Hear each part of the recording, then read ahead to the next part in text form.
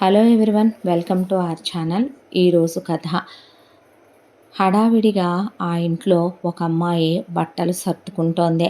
కానివ్వు, ఎంతసేపు అని వెనక నుంచే ఒక మగ గొంతు అయిపోయింది అంటూ బట్టలు సర్దేసుకోగానే సరే బయలుదేరు అని అలా ఆ అమ్మాయి ఆ సూట్ కేసుని లాక్కుంటూ బయటికి తీసుకొచ్చింది. అతని అమ్మాయి చేతిలో నుంచే దాన్ని అందుకున్నది కూడా లేదో, గుమ్మంలోంచి కాలు బయట పెట్టిందో లేదో ఫట్మని తలుపు ముఖం మీద వేసేసుకున్నాడు.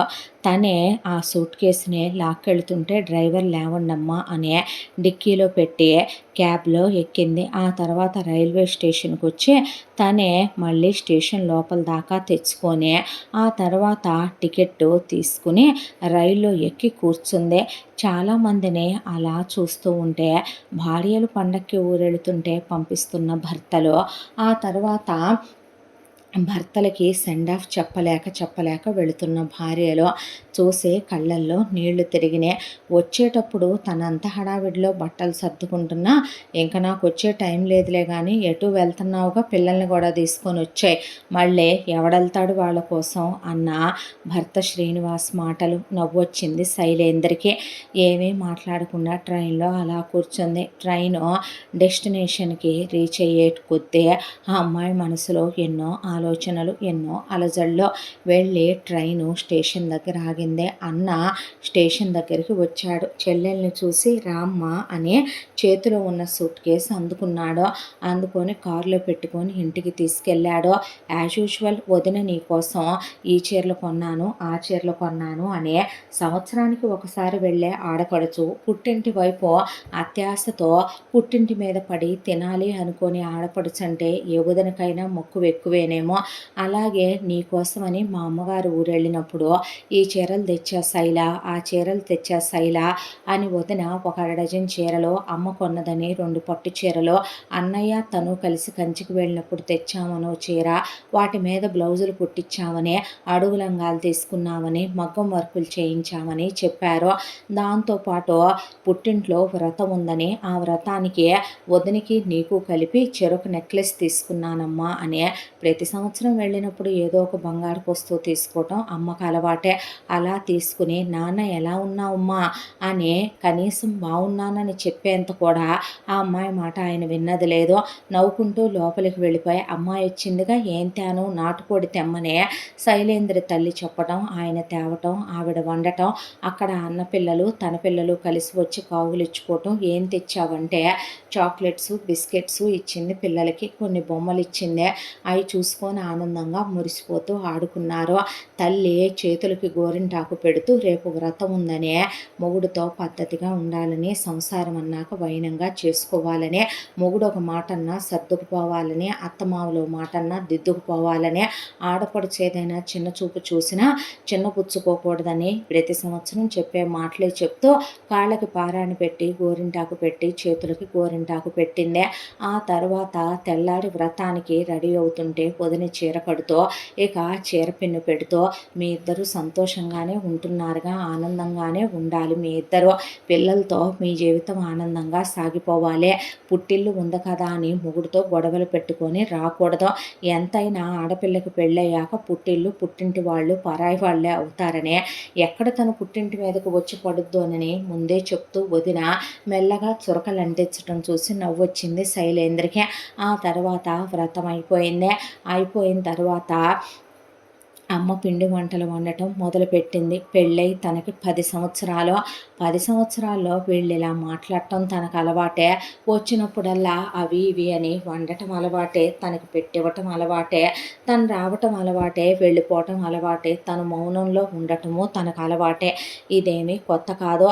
భర్త ఎలా ఉన్నాడో, ఏం చేస్తున్నాడో, తిన్నాడో తినలేదో అని ఒక స్త్రీ ఆలోచనలు ఎంత పుట్టింట్లో ఉన్నా తన మెళ్ళలో మాంగళ్యం కట్టిన వాడి చుట్టూనే తిరుగుతాయన్నట్టు శైలేంద్ర ఆలోచనలు అటు తిరుగుతున్నాయి.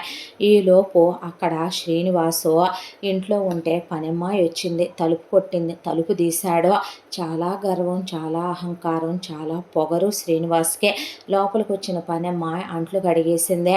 బట్టలన్నీ వాషింగ్ మిషన్లో పడేసి తీసి బట్టలు ఆరేసిందే. ఇల్లుడ్చి తడిగుడ్డ పెట్టింది. డస్టింగ్ చేసిందే. బెడ్రూమ్లోకి వెళ్ళి మొత్తం అన్నీ దులిపేసి సర్దేసి ఆ తర్వాత వెళ్ళొస్తాను అయ్యగోరు, ఇంక సాయంత్రం రావక్కర్లేదుగా అంటే అక్కర్లేదని తలుపు మొహం మీదే వేశాడు. అది వెళ్ళిపోయింది. ఆ తర్వాత ఫుడ్ ఆర్డర్ పెట్టుకున్నాడు. తిన్నాడు. వెళ్ళి బెడ్రూమ్లో టీవీ పెట్టుకొని అలా పడుకుంటే మంచం మీద పనమ్మాయి అన్నీ సర్ది ఒక బ్యాగ్ అలా పడేసిందే. దీన్ని ఇల్లు దులపమని సర్దమని చెప్తే ఎంత బద్ధకమో, పనికి మాలిందే.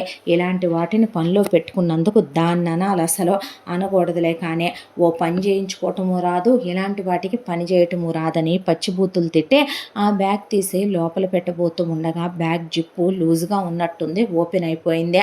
కొన్ని మెరిసేవి కనిపిస్తున్నాయి ఆ బ్యాగ్లో. ఏంటా అని ఆ బ్యాగ్ ఓపెన్ చేశాడు శ్రీనివాసు. ఓపెన్ చేస్తే పెళ్లి చూపుల్లో తనదే ఆ ఫోటో. భార్య చూడటం కోసం అని చెప్పి అత్తింటి వాళ్ళు చూడటం కోసమని తన తల్లిదండ్రులు పంపించిన ఫోటో. నేను అప్పటికీ ఇప్పటికీ ఏమైనా మారానా? కొంచెం డిఫరెన్స్ వచ్చిందే. ఎంతైనా త్వరలో 40 రాబోతున్నాయి కదా, కాస్త మారినట్టున్నాను అనే మొహం వైపు చూసుకున్నాడు. అక్కడక్కడ గ్రే హెయిర్ కూడా వస్తుంది అనే. ఆ తర్వాత లోపల చూస్తే తన కర్చీఫ్ ఇదే. భార్యని ఫస్ట్ టైం పెళ్లి చూపులు చూడటానికి వెళ్ళినప్పుడు తను అనుకోకుండా అక్కడ వదిలేసి వచ్చిన కర్చీఫ్ ఇంత జాగ్రత్తగా దాచుకుందా అనుకున్నాడు. ఆ తర్వాత అలా ఆ లోపల ఉన్నటువంటి ఫొటోస్ అన్నీ తీసి చూశాడు. తీసి చూస్తే అందులో ఎన్నో జ్ఞాపకాలు. శైలేంద్రి అంత జాగ్రత్తగా ఎందుకు వీటన్నిటినీ దాచుకుందో. పెళ్లి రోజుల క్షణాలు గుర్తొచ్చినాయి. పెళ్లి చూపులకి వెళ్ళాడు. పెళ్లి చూపులకి వెళితే భార్య అసలు ఉంచిన తల ఎత్తలేదు, సిగ్గుతో ముడుచుకుపోయిందే.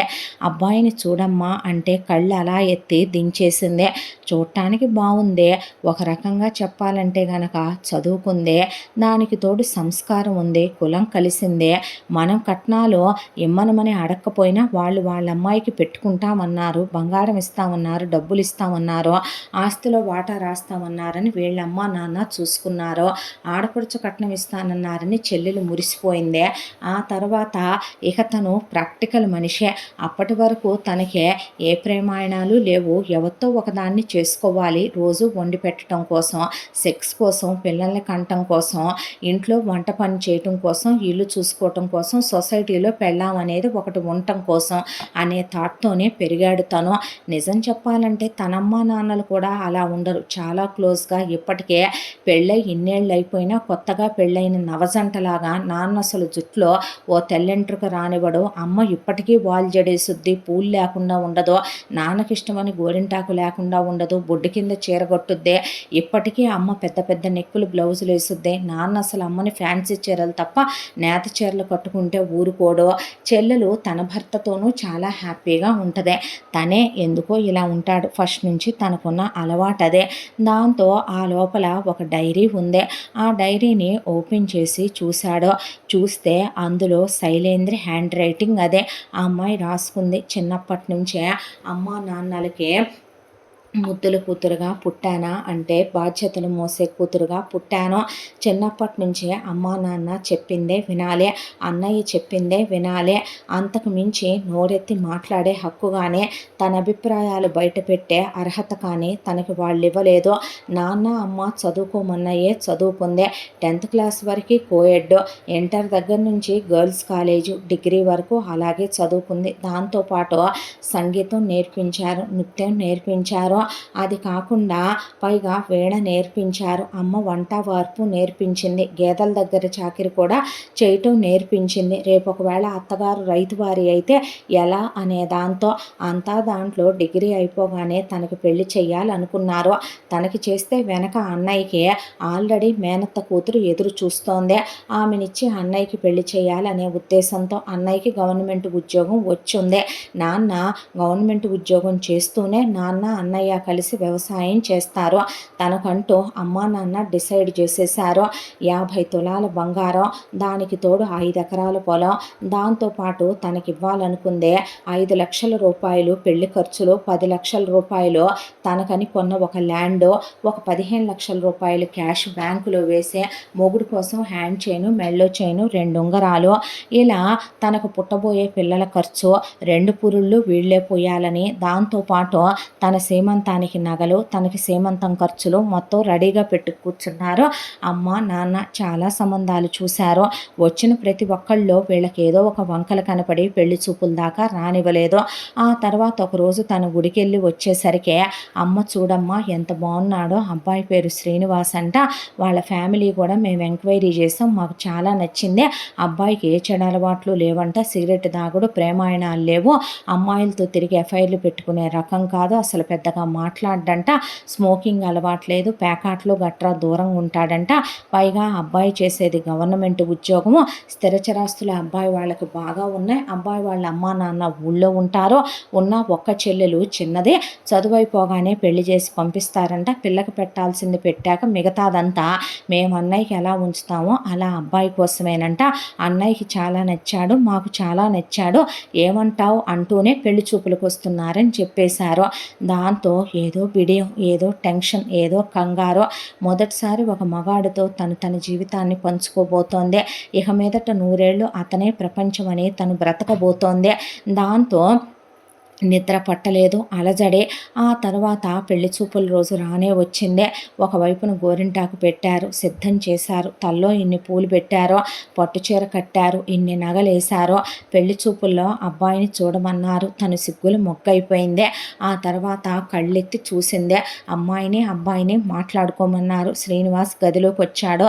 వచ్చిన తర్వాత నా పేరు శ్రీనివాస్ అన్నాడు, నేను ఇక్కడ చదువుకున్నానన్నాడు, జాబ్ చేస్తున్నానన్నాడు, పయాదాయం బాగానే వచ్చుద్దని చెప్పాడు, తన ఇంట్రోవర్ట్ అన్నాడు, తనకి ఫుడ్ అంటే చాలా ఇష్టం, స్పెషల్స్ తింటానని చెప్పాడు, ఇంటి బాధ్యతలన్నీ తనే చూసుకోవాలని చెప్పాడు. ఒక మహారాణిగా ఫీల్ అయిపోయింది. ఆ తర్వాత భర్త తన ఫోన్ నెంబర్ తీసుకుంటాడేమో, తన ఫోన్ నెంబర్ తనకిస్తాడేమో అనుకొని ప్రేమ కనీసం ఆ ఎంగేజ్మెంట్కి పెళ్ళికి మధ్యలో ఉండే టైంలోనైనా ఆవిర్భవించవచ్చుగా తామిద్దరి మధ్య అనుకుందే. స్నేహితురాళ్ళు అడిగాడు, రోజు మాట్లాడుతున్నాడనే అబద్ధం చెప్పిందే. అసలు శ్రీనివాస్ తన నెంబర్ అడగల, అతని నెంబర్ ఇవ్వలా, అలా కర్చీఫ్ మర్చిపోయాడు, జాగ్రత్తగా దాచుకుందే. ఆ తర్వాత అతను తిన్న ప్లేటు, అతను తాగిన గ్లాసు కూడా, అతను తాగిన కూల్ డ్రింక్ బాటిల్ కూడా దాచిపెట్టుకొని ఆ తర్వాత ఎంగేజ్మెంట్ రోజున చాలా జాగ్రత్తగా తమ తల మీద పడ్డ అక్షింతల దగ్గర నుంచి ప్రతి వస్తువు జాగ్రత్తగా దాచిపెట్టుకుంది. భర్త చేత పువ్విప్పించారు, అక్కడ ఉన్న భర్త ఫ్రెండ్స్ ఆ ఫ్లవర్ కూడా దాచుకుందే. ఆ తర్వాత పెళ్లిలో పోసిన తలంబ్రాలు దాచుకుందే. ఆ తర్వాత పెళ్లిలో కట్టుకున్న బట్టలు దాచుకుందే. ఆ తర్వాత పెళ్ళైపోయింది. ఫస్ట్ నైట్ రోజున భర్త గదిలోకి వస్తే ఎన్నో మాట్లాడతాడనుకుందే, గుండెల మీద పడుకోబెట్టుకుంటాడనుకుంది, ఎన్నో చెప్పాలనుకుందే, ఎన్నో మాట్లాడాలనుకుంది. కానీ వచ్చాడు, లైట్ తీశాడు, వాళ్ళిద్దరి మధ్య కలయిక 4-5 సార్లు జరిగిపోయిందే. తెల్లాడేసరికి నీరసం వచ్చింది. అలా 3 రోజులు గడిచిపోయాయి. అత్తారింట్లో ఒక 3 రోజులు గడిచిపోయినాయి. శ్రీనివాస్ అసలు ఏమీ మాట్లాడు, చెప్పేది వినాలని అనుకోడు. ఆ తర్వాత అత్తారింటికి వెళితే అత్తగారు బాగా పలకరిస్తుంది, మామగారు ఆప్యాయంగా మాట్లాడతారు. ఆడపడుచు వయసులో చిన్నది కాబట్టి అమ్మాయి సరదాగా ఉంటుంది, తనేమీ కట్న కానుకలు తీసుకురాని కోడలు కాదు కాబట్టి వాళ్ళ అమ్మాయిని అభిమానంగానే చూస్తారు. ఆ తర్వాత వేరు కాపురం. ఇక పుట్టింటి వాళ్ళు బోలెడన్ని సామాన్లు 2 లారీలకు ఎత్తారు. అత్తింటి వాళ్ళు ఒకవైపుని జాగ్రత్తగా ఉండి సంసారం చేసుకోమని హితం చెప్పారు. మామగారు మొగుడి కోసం ఇల్లు కారు కొనిచ్చారు. సిటీకి వచ్చేసిన తర్వాత కాపురం పెట్టుకుందే. భర్త మాట్లాడకపోతే ఏమి, తను మాట్లాడతాం కదా అని చెప్పి మొగుడితో చాలా మాటలు మాట్లాడుతూ ఉండేదే. అసలు శ్రీనివాస్ అవి వినిపించుకునేవాడు కాదు. టీవీలో మ్యాచ్ చూసుకుంటూనో, లేదా జబర్దస్త్ ప్రోగ్రాం చూసుకుంటూనో, లేదంటే కనుక మరింకేదో చూస్తూనో, న్యూస్ పేపర్ చదువుతూనో, నాకు ఇది ఇష్టం వండు, నాకు ఇది ఇష్టం చేసి పెట్టు అని రోజుకి 10 మాటలు కూడా అమ్మాయితో మాట్లాడే 10 మాటలు కూడా స్నానానికి నీళ్లు తోడు, టిఫిన్ పెట్టు, పెట్టు, క్యారియర్ ఇవ్వు, అలాగే ఆఫీసు నుంచి రాగానే మంచినీళ్ళు ఇవ్వు, కాఫీ ఇవ్వు, ఆ తర్వాత స్నానానికి నీళ్లు పెట్టు, కాసేపు డోర్ దగ్గరికి లాగు, ఏసీ ఆన్ చేయి, లైట్ ఆఫ్ చేయి, ఫ్యానే, ఆ తర్వాత కాళ్ళొత్తు నొప్పులుగా ఉన్నాయి, బాము రాయి, తలనొప్పిగా ఉంది, కాఫీ పెట్టివు, హెడ్ఏక్గా ఉంది, ఆ తర్వాత భోజనం తిన్న తర్వాత రా ఎంతసేపు అంటాడు. 2 సార్లు పడగదిలో శరీరాలు కలుస్తాయి, అయిపోయిందే. ఆ తర్వాత ఆ అమ్మాయి ఎంత మాట్లాడినా మొగుడు పట్టించుకోవటం మానేశాడు. ఆ తర్వాత తనేం మాట్లాడాలనుకున్న ఆ 100 మాటలు తొలిసారి గర్భవతి అయ్యేపాటికి 50 మాటల్లోకి వచ్చేసాయి. ఆ పిల్లలు పుడితే ఎలాంటి మగాడైనా మారతాడంట అనుకుందే. గర్భవతి అయ్యానని చెప్పింది. ఎలాంటి ఎక్స్ప్రెషను లేదు మొగుళ్ళో. నిజం చెప్పాలంటే చాలా ఎక్స్పెక్టేషన్స్ ఉన్నాయి. నిజమా అవునా అని అడుగుతాడని. అసలేమీ లేదు ఓ అనేసి ఊరుకున్నాడు. ఒక్కరోజు హాస్పిటల్కి రాలా. ఎలా ఉందని అడగల, వామిటింగ్స్ అవుతున్నా పట్టించుకోలా, పక్కనే ఉండి చూసుకోలా. 5వ నెలలో అమ్మ వాళ్ళు తీసుకెళ్తామంటే అనేసి ఊరుకున్నాడు. వాళ్ళు తీసుకెళ్ళాక ఒక్క ఫోన్ చేయలా, ఒక లెటర్ రాయలా, ఎలా ఉందని అడగల, ఒక్కసారి వచ్చి చూసి వెళ్ళలా. తనకి డెలివరీ అయింది, బాబు పుట్టాడని చెప్పిన తర్వాత అమ్మా నాన్న ఫోన్లు చేసి 100 సార్లు చెప్పి వాళ్ళ అమ్మా నాన్న వచ్చి చూసి వెళ్ళిన తర్వాత అప్పుడు వచ్చాడు. 2 నిమిషాలు ఉన్నాడు, బాబుని ఎత్తుకున్నాడు. ఎలా ఉంది అన్నాడు. ఇక అంతే. మళ్ళీ తను 3వ నెలలో బాబుని ఎత్తుకొని వెళ్ళిన దాకా ఒక ఫోన్ లేదు, ఏం లేదు. వెళ్ళిన తర్వాత నామకరణాలు, అన్నప్రాసనలో పుట్టింట్రుకలు తీయటాలు, చెవులు కుట్టటాలు, ఆ తర్వాత బాబునే ఫస్ట్ పుట్టినరోజులు అవి అయిపోయినాయి. మళ్ళీ గర్భవతి అయిందే. 50 మాటలు 10 మాటల్లోకి వచ్చేసాయి. ఆ తర్వాత తను కూడా మాట్లాడటం మానేసిందే. మళ్ళీ బాబాయ్ పుట్టాడు, ఆపరేషన్లు అయిపోయినాయి, తిరిగి వచ్చిందే. ఎలాంటి స్పందనలు లేవు. ఇక మామగారు పుట్టిన పిల్లలిద్దరి పేరు మీదట రేపొద్దున వాళ్ళ చదువులకు ఉంటాయని చెరో 10 లక్షల రూపాయలు బ్యాంకులో ఫిక్స్డ్లో పడేశానని, అలాగే అమ్మా నాన్న మెళ్ళో గొలుసు, చేతికి మురుగులు, మామగారు అత్తగారు వాళ్ళు హ్యాండ్ చైను, బంగారు మొలతాడు అవి తెచ్చిచ్చారు. ఆ అమ్మాయికి వేటిల్లోనూ ఆనందం లేదు. 2 మనవాళ్ళనే కందనే. మొదటి మనవడు పుట్టినప్పుడు కెంపుల సెట్టు, రెండో మనవడు పుట్టినప్పుడు పచ్చల సెట్టు తెచ్చింది అత్తగారు. ఆ అమ్మాయికి వాటిల్లోనూ ఆనందం కనిపించలేదు. భర్త పిల్లలతో కూడా ఫార్మాలిటీగా ఉంటాడు.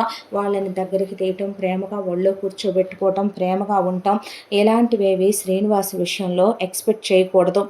ఎందుకు అలా ఉంటావని నిలదీయాలనిపించేది. కోటి ఆశలతో ఒక ఆడపిల్ల తన వాళ్ళందరినీ వదులుకొని మొగుడే సర్వస్వం అనుకొని వస్తుంది కదా. ఆ మొగుడు దగ్గర నుంచి ఆ ఆడది ఏ కోట్ల రూపాయల గిఫ్ట్లు ఎక్స్పెక్ట్ చేయదో, ఏ నగలు ఎక్స్పెక్ట్ చేయదో. ఎక్స్పెక్ట్ చేసేది ఒక్క ప్రేమ, అతని విలువైన సమయం కొంత తనకి కేటాయిస్తే చాలు, పిల్లల కోసం కేటాయిస్తే చాలు అనే. అతనికి ఎంతో ఇష్టంగా వండి పెట్టుద్ది, బాగుందని చెప్పడు, అతని కోసమే ముస్తాబవుద్ది. చీర బాగుందండు, నువ్వు బాగున్నావు అనడు. ఒక ఆడది ఎక్స్పెక్ట్ చేయకూడదా? మొగుడు దగ్గర నుంచి కాకుండా ఎదురింటి వాడి దగ్గర నుంచో, పక్కింటి వాడి దగ్గర నుంచో ఆడదే ఆ మెచ్చుకోలుని ఆశించాలా? తను వంట చేస్తే బాగుందని చుట్టాలందరూ అంటారు, మామ అత్త కూడా మెచ్చుకుంటారు. ఆడపడుచుకు పెళ్లి కుదిరిందే, ఆ పెళ్లికి వెళ్ళారు. ఆ పెళ్లిలో కూడా మొగుళ్ళో ఏ మార్పు లేదు. ఎప్పట్లాగానే ఫ్యామిలీ ఫొటోస్ల నుంచోనే ఫోటోలు దిగి వచ్చేశారు. నిలదీయాలనిపిస్తుంది, ప్రశ్నించాలనిపిస్తుంది. 10 ఏళ్ల కాలం ఈ మౌనంలోనే గడిచిపోయిందే. భర్తలో ఏ మార్పు లేదు. జీవితం అంటే నిస్సారంగా అనిపిస్తోంది, వెగటేస్తోంది, అసహ్యమేస్తోంది. అసలు ఎందుకు పుట్టానా అనిపిస్తోంది, పుట్టిన ఆడజన్మ ఎందుకు ఎత్తానా అనిపిస్తోంది. నేనేమైనా పిల్లల్ని కనే యంత్రాన్న, నేనేమైనా ఇల్లు చూసుకోవటం కోసం పుట్టిన హోమ్ మేకర్నా? తనకి బేకరీ పెట్టుకోవాలనేది కోరిక, కానీ తన కోరికలు ఏంటనేది మొగుడు ఎప్పుడూ అడగడు. తన భర్తతో కలిసి ట్రిప్పులకు వెళ్ళాలని ఉంటుంది. పెళ్ళై ఇన్నేళ్ళయింది, ఫ్రెండ్స్తో సినిమాలకు వెళ్తాడు, కలిసి ఒక సినిమాకి వెళ్ళలేదు, ఒక రెస్టారెంట్కి వెళ్ళి భోంచేసింది లేదు, ఒక షాపింగ్కి వెళ్ళింది లేదు. ఇక ఏదైనా ఉంటే బడ్జెట్ ఎంత అని చెప్పేస్తాడు, అంతలోనే సరుకులు తెచ్చుకోవాలి. తనకు పుట్టింటి వాళ్ళు, అత్తింటి వాళ్ళు బట్టలు కొంటారు, లేదంటే కావాలంటే ఆన్లైన్లో పెట్టుకో, బిల్ ఇంత అని చెప్పేస్తాడు. ఇక అంతవరకే, నోరెత్తటానికి వీల్లేదు. ఏం బ్రతుకుతందే, తను వేశ్య, అతనికి సుఖాన్ని ఇవ్వటానికే వంట మనిషి, ఇంట్లో ఈ బాధ్యతలన్నీ చూసుకోవటానికి సూపర్వైజరా? తనకంటూ ఒక మనసు ఉండదా? తను మనిషి కాదా? తనకి ఏం లోపం ఉందనే ఎందుకు ఇలా చాలామంది ఆడవాళ్ళు 4 గోడల మధ్య నరకాలు అనుభవిస్తున్నారో? కొంతమంది ఆడవాళ్ళు ఈ నరకాలు అనుభవించలేక లేక భర్త దగ్గర దొరకని ప్రేమనే వేరే మగాళ్ళల్లో వెతుక్కుంటున్నారు. తప్పని తెలుసు, తప్పుడు పనని తెలుసు, కాలు జారకూడదని తెలుసు, వాళ్ళు పుట్టిన కులం, క్షేత్రం, వంశం, గోత్రం, బీజానికే తలవంపులు తేకూడదని తెలుసు. కానీ ఒకటే జన్మ కదా, మళ్ళీ పుడతామో పుట్టమో తెలియదు కదా. దాంతోనే ఆ తాపత్రయంతోనే తప్పులు చేస్తున్నారు, తప్పుడు పనులు చేస్తున్నారు, కాళ్ళు జారుతున్నారు, ఎఫ్ఐఆర్లు పెట్టుకుంటున్నారు. ఎందుకిలా జీవితం? భర్త ఇవ్వాల్సిన ప్రేమను భర్తే ఇస్తే ఏ ఆడది మాత్రం ఎందుకు తప్పులు చేస్తుందే? భార్య ప్రేమ ఇవ్వక భర్త, భర్త ప్రేమ ఇవ్వక భార్య, ఎందుకు ఇద్దరు పర్ఫెక్ట్గా ఏ ఇంట్లోనూ ఉండరు? ఎందుకు అలా ఉండాలని అనుకోరు? ఏం మనం మృగాలం కాదుగా, అడవిలో ఉండట్లేదుగా? వాటికి కూడా వాటి సహచరుడి పక్కన ఉండటం తెలుసు కదా, ప్రేమను పంచుకోవటం తెలుసు కదా. ఒక మగాడు ఒక ఆడదే కలిసి ఉండే జీవితాన్ని మొదలు పెడతారు కదా. పెళ్ళంటే సొసైటీ కోసమా? పెళ్ళంటే జనం కోసమా? కేవలం రెండు శరీరాలు కలిసేదే. వాటికి ఉన్న చెప్పాలంటే చండాలంగా కామం తీర్చుకోవటానికా, మోజు తీర్చుకోవటానికా, వ్యామోహం తీర్చుకోవటానికా, కోరిక తీర్చుకోవటానికా? ఇంట్లో భోంచేస్తాం, ఆకలేస్తుంది కాబట్టి, అలాగే శరీరానికి కోరిక కలుగుద్ది, తీర్చేసుకుంటాం. ఇదేనా జీవితం? ఇందుకోసం పెళ్ళే చేసుకోవాలా? వెధవ జీవితం. ఎందుకు బ్రతుకుతున్నానో తెలియని బ్రతుకైపోయింది. స్నేహితురాళ్ళు అంటూ ఉంటారు, మీ ఆయన చాలా సంతోషంగా చూసుకుంటున్నాడా? ఓ ఎంతో చెప్పలేను అంటత్తను. ఎక్కడెక్కడికి వెళ్ళొచ్చారంటే అబద్ధాలు చెప్పుద్ది. గూగుల్లో చూసి అక్కడికి వెళ్ళొచ్చా, ఇక్కడికి వెళ్ళొచ్చా అని. పెళ్ళైన 10 ఏళ్లలో ఒక్కరోజు కూడా మొగుడు తనకి ఫోన్ చేసి అడగడో, ఒంట్లో బాగోపోతే ఎలా ఉందండో, పీరియడ్స్ వచ్చాయన్నప్పుడు సెక్స్ కుదరదు కాబట్టి ఓ అని వెళ్ళి పక్క గదిలో పడుకుంటాడో, బాగుందా బాలేదా, కష్టమేంటి సుఖమేంటి అనే తను మనిషేనని ఆ ఇంట్లో అతను మర్చిపోయి చాలా కాలమైందే. అమ్మా నాన్నలకి మొగుడుకున్న ఉద్యోగం నచ్చింది, స్థిరచరాస్తులు నచ్చినాయి, అత్తామామలు నచ్చారు, ఆడపడుచు తన జోలికి రాంది కాకపోవటం నచ్చిందే. అన్నీ గవర్నమెంట్ ఉద్యోగంతో సహా వాళ్ళకి నచ్చే, వాళ్ళకి కావలసినవి చూసుకున్నారు. అత్తమామలకి అమ్మా నాన్నలు ఇచ్చే కట్న కానుకలు నచ్చినాయి, తను నచ్చిందే. తన కొడుకు పక్కన బాగుంటాననిపించింది. మొగుడికి తనలో సుఖాన్నిచ్చే ఒక ఆడదే, అందంగా ఉందే, వంట బాగా వచ్చు, ఇంటి పనులు చేసుకోగలదు, పిల్లల్ని కనగలదు, తనలో లోపాలు లేవు, దాంతో నచ్చేశాను. చేసుకున్నాడు, తీసుకొచ్చాడు, 4 గోళ్ల మధ్య పంజరంలో పడేశాడు. అంతకుమించి తన బ్రతుక్కో విలువ ఉందా అనే ఆ అమ్మాయి రాసుకున్న కన్నీళ్లతో ఎన్నో చెరిగిపోయిన అక్షరాలు, ఫోటోలన్నీ తీసి చూశాడు. అందులో పెళ్లి చూపుల్లో దిగిన ఫోటోలు, ఎంగేజ్మెంట్లో దిగిన ఫోటోలు, పెళ్లిలో దిగిన ఫోటోలు, పెళ్ళయ్యాక హనీమూన్లో దిగిన ఫోటోలు, ఆ తర్వాత అమ్మా నాన్నల షష్టిపూర్తికి, అత్తమామల షష్టిపూర్తికి దిగిన ఫోటోలు, బావుమరిది పెళ్లిలో దిగినాయి, తన చెల్లెలు పెళ్లిలో దిగినాయి, కడుపుతో ఉన్నప్పుడు సీమంతాల్లో దిగినాయి, పిల్లలు పుట్టాక దిగినాయి. ఎందులోనూ ఆ అమ్మాయి ముఖంలో ఒక పెళ్లి ఫోటోల్లో తప్ప ఎక్కడా ఒక చిరునవ్వు లేదు, ఒక ఆనందం లేదు, ఒక సంతోషం లేదు. అసలు తను ఎందుకు ఇలా ప్రవర్తిస్తున్నాడో? మొదటి నుంచి తనింతే. అమ్మా నాన్నలు ఇలా ఉండరు, చెల్లి భర్త ఇలా ఉండరు. నిజం చెప్పాలంటే శైలేంద్రి అన్న వదినలో తన అత్తమామలు కూడా ఇలా ఉండరు. మొదటి నుంచి తనకి ఇదొక అహంకారం, గర్వం, ఏదో మూర్ఖత్వం అలవాటైపోయిందే. ఏం సాధించాడు? ఇది కూడా ఓ బ్రతికేనా? 40 రాబోతున్నాయి. భార్య మనసులో తనకి స్థానం లేదో. నిజమేగా, ఒక ఆడ తప్పు చేయాలనుకుంటే గడపకు కూడా తెలియదంటాడు నాన్న. అదే పని తన భార్య చేస్తే తను ఊహించుకోగలడా? నిజం చెప్పాలంటే సంపాదిస్తున్నాననే పొగరా? నిజం చెప్పాలంటే తను ఏమన్నా కట్న కానుకలు తీసుకొని ఉత్తముడైన మగాడా? భార్య నిజంగా ఏం కోరుకుంటోందే అతని దగ్గర నుంచే? చిటికెడంత ప్రేమ. ఆమెని తీసుకొని సినిమాకి వెళ్తే పోయేదేంటి, పిల్లల్ని దగ్గరికి తీసుకుంటే పోయేదేంటి, ఎంతో ఆశగా ప్రోగ్రెస్ కార్డ్ చూపిస్తారో, పేరెంట్ మీట్కి వెళ్తే పోయేదేంటి, సరదాగా పార్కుకో బయటకో వెళ్ళొస్తే పోయేదేంటి? భార్యతోనే కదా. తనేమి వ్యాంపుతో ఎఫ్ఐఆర్లు పెట్టుకొని తిరగట్లేదు కదా. భార్యను తీసుకుని సినిమాకి వెళ్ళటం, ఒక డిన్నర్కి వెళ్ళటం, ఓ లంచ్కి వెళ్ళటం, భార్య కోసం ఒక చీర కొనుక్కురావటం, ఓ షాపింగ్కి వెళ్ళటం, పిల్లలతో ఓ పుట్టినరోజులప్పుడు సరదాగా ఉండటం, ఓ పెళ్లి రోజున ఆనందంగా గడపటం, ఎందుకు తన బ్రతుక్కి ఒక గుడికి వెళ్ళటం, ఇలాంటివి కూడా లేవు. ఎందుకింత మూర్ఖత్వం? తన స్నేహితులు ఇలాగే ఉన్నారా? తన చుట్టూ సమాజం ఇలాగే ఉందా? ఉండొచ్చు, కానీ తనెందుకు ఉండాలి వాళ్ళలాగా? చదువుకున్న మూర్ఖుల్లా ఎందుకు బిహేవ్ చేయాలి అని తన మీద తనకే అసహ్యం వేసిందే. ఆడదానికి ఇన్ని కోరికలు ఉంటాయా? ఆడదాని మనసు ఇంత తాపత్రయపడుద్దా? నిజమే, ఎవరో పరాయి మగాడి మీద మోసపడితే తప్పో, మనసా వాచా కర్మణ ధర్మేచ అర్థేచ కామేచ మోక్షేచ నాతి చరామి అనే తాళి కట్టి ప్రమాణం చేసి ఆమెతో శారీరక సుఖాన్ని పంచుకొని పిల్లల్ని కనే జీవితాంతం తోడుంటానన్న మగని మీద కాక ఆడది ఎవరి మీద ఆశలు పెంచుకుంటదే, చాలా తప్పుగా ఆలోచించాడు తను అనే దాంతో ఫోన్ తీసుకొని భార్యకి ఎంతవరకు ఎప్పుడు ఫోన్ చేసి అరగడు, ఎక్కడో కాంటాక్ట్ లిస్ట్లో అడుగును ఉంటుంది పెళ్ళాం నెంబరు, తీసి ఫోన్ చేశాడు. ఎవరిది ఈ కొత్త నెంబరు అని. మొగుడు నెంబర్ కూడా గుర్తులేదు శైలేంద్రకి. ఫోన్ చేస్తే హలో నేనే అన్నాడు.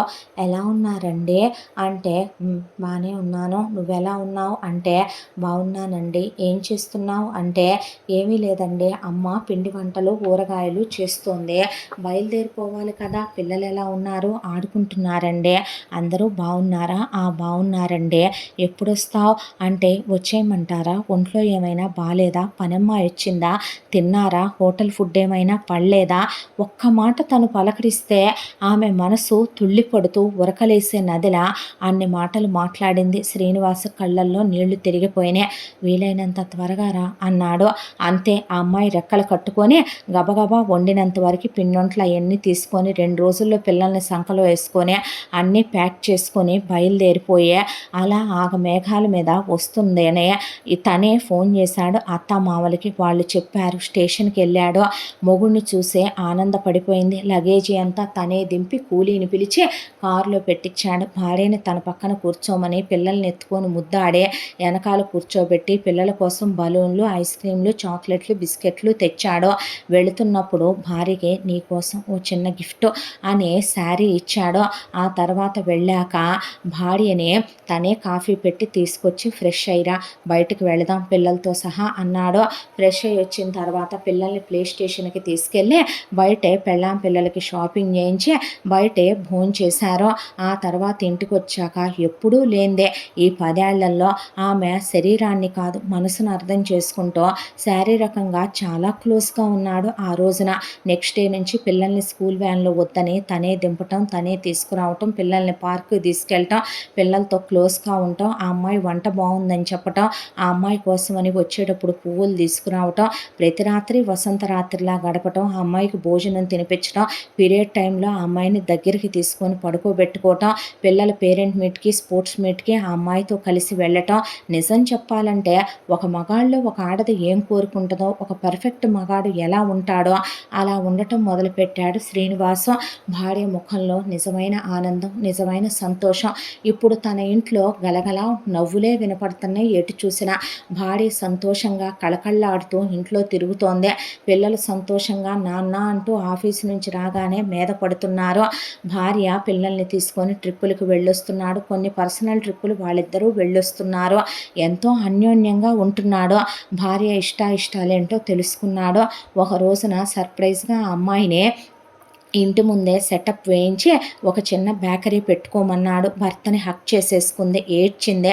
సారీ చెప్పాడు ఆ అమ్మాయికి. ఎందుకండి అంది. చెప్పాలనిపించింది అన్నాడు. నేను నీ డైరీ చదివాను, పుస్తకాలు చదివానని ఆ అమ్మాయికి అది చెప్పాలంటే సిగ్గుతో చెప్పలేకపోయాడు. ఏది ఏమైనా మొగుడు మారాడనే పిచ్చిదే ఆనందంలోనే మునిగిపోయింది. అలా ఆ తర్వాత సంతోషంగా తన భార్య బిడ్డలతో, అమ్మా నాన్నలతో కూడా ఇదివరకట్లా కాకుండా అత్తమామల ఇంటికి పండగ వాళ్ళు పిలిస్తే గర్వంతో వెళ్ళేవాడు కాదు. ఇప్పుడు వెళ్ళొస్తూ బావమరితో, అతని భార్యతో, పిల్లలతో సంతోషంగా ఉంటూ ఎటు వాళ్ళకి తినటానికి ఉండటానికి దేనికి లోటు లేదు. వచ్చిందల్లా ప్రేమకే ఆ ఇంట్లో లోటు. పిల్లల పుట్టినరోజులు, వాళ్ళ పెళ్లి రోజులు, గుడికి వెళ్ళి రావటం, భార్యతో పాటు సత్యనారాయణ వ్రతంలో పీటల మీద కూర్చోవటం, సంతోషంగా ఇద్దరూ కలిసే ఎవరు పెళ్ళన్నా ఎవరి ఫంక్షన్ అన్నా ఇద్దరూ కలిసి వెళ్ళటం, భార్యని ఆఫీసులో వాళ్ళందరికీ పరిచయం చేయటం, ఇదివరకిట్లాగా మూర్ఖంగా ఉండకుండా ఇప్పుడు చాలా ఆనందంగా సంతోషంగా ఉంటున్నాడు శ్రీనివాసం. అంతకన్నా ఒక మనిషి జీవితంలో ఏం కావాలి? ఇలాంటి చిన్న చిన్న సంతోషాలను పోగొట్టుకునే పశువులు, మూర్ఖులు, తనలాంటి మగాళ్ళు, ఆడదాని మనసు అర్థం చేసుకోలేని మృగాలు భార్యల మీద చేయి చేసుకొని వ్యసనాలకు బానిసలే, అమ్మ చెప్పింది, అక్క చెప్పింది, చెల్లి చెప్పింది, ఫ్రెండ్ చెప్పింది, ఫ్రెండ్ చెప్పాడు అని బతుకుల్ని నాశనం చేసుకునే వెధవలు ఎంతమంది ఉన్నారో. ఇకనైనా తనలాంటి వాళ్ళకి తన కథ ఒక కనువిప్పు కావాలి అనిపించిందే. నిజం చెప్పాలంటే టోటల్‌గా మారిపోయాడో, నిజంగా ఒక ఐడియల్ భర్త ఎలా ఉండాలో అలా ఉంటూ, ఆ అమ్మాయి కళ్ళల్లో ఆనందాన్ని చూస్తూ మనసు నిండిపోయింది. ఈ జన్మకి ఇంతకన్నా ఏమీ వద్దనుకునేవాడు భగవంతుడి దగ్గరికెళ్ళినా. ఇలా సంతోషంగా 3 పువ్వులు 6 కాయలుగా వాళ్ళ జీవితం సంతోషంగా గడిచిపోతూ ఈ కథ ఇలా కంచికి చేరింది. భార్యకి ఒక మనసుంటది. భార్యకి కూడా భర్త మీద ఎక్స్‌పెక్టేషన్స్ ఉంటాయి. అది అర్థం చేసుకున్న మగాడు నిజంగా ఆ దేవుడితో సమానం. ఆ విషయం అర్థం చేసుకున్న భార్య నిజంగా అతనిలో అర్ధనారీశ్వరమై, అతని గుండెల్లో స్థానం సంపాదించే అతనిలో సగమై దేవేరుగా కొలువై ఉంటది. అది తెలుసుకున్న ఏ కుటుంబాలైనా 3 పువ్వులు 6 కాయలుగా వాళ్ళ జీవితాల్ని సాగిస్తూ ఆనందంగా ఉంటాయి. ఇంత మంచి కథను మనకు అందించిన కథా రచయిత్రి సాయి లలిత గారు. మరో మంచి కథతో తప్పకుండా మీ ముందుకొస్తాను. ఇలాంటి ఎన్నో మంచి మంచి కథలు మన ఛానల్‌లో మీరు వినాలనుకుంటే తప్పకుండా మన ఛానల్‌ని లైక్ చేయండి, షేర్ చేయండి, సబ్స్క్రైబ్ చేయండి, బెల్ ఐకాన్ క్లిక్ చేసి ఆల్ అనే బటన్‌ని ప్రెస్ చేయడం మర్చిపోకండి. మరో మంచి కథతో తప్పకుండా మీ ముందుకొస్తాను. Thank you so much.